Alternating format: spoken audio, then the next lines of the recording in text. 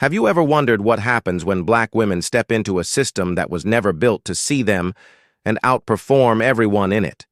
Follow if you've never heard this story. Because on December 4th, 1942, nearly 200 black women stepped off a train at Fort Huachuca, Arizona. They were trained, commissioned, ready to serve, and they were walking into a base many already called the plantation. The arrival that made history.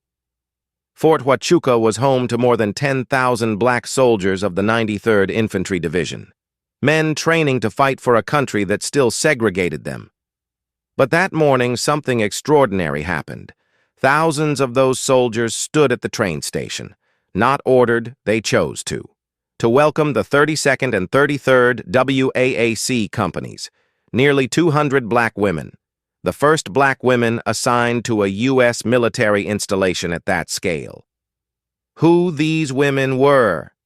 These were not women pushed into service. They were educated, trained, leaders.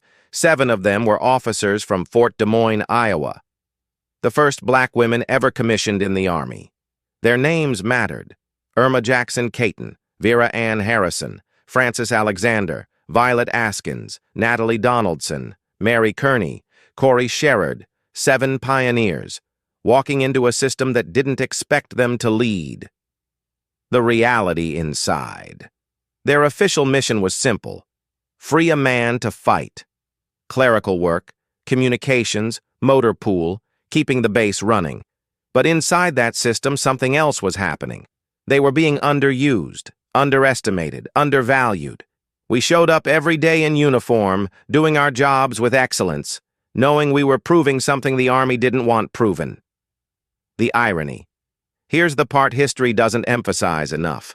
Irma Jackson Cayton, commanding officer of the 32nd Company, earned the highest efficiency ratings on the entire base. Not among the women, not among black officers. The highest. Period. And still. They were not given roles equal to their ability, so Cayton did something extraordinary. She called for an investigation into the Army itself, while outperforming it. What they proved. The 32nd and 33rd WAAC companies served until 1945.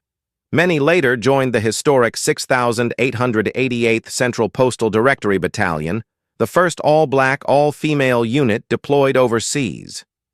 But their legacy is bigger than assignments. Nearly 200 black women walked into a place built to limit them, and exposed the limits of the system instead. They didn't just serve, they excelled, they challenged, they redefined what was possible. The question. Their mission was to free a man to fight. But what they actually did was far more powerful.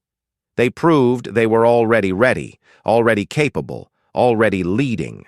The only question left was America ready for them? Subscribe and comment. 32nd WAAC, if you'd like to hear more about the black women who changed military history. And go to my videos to see more in-depth hidden black stories. We don't glorify injustice. We reveal truth, so history can't repeat itself.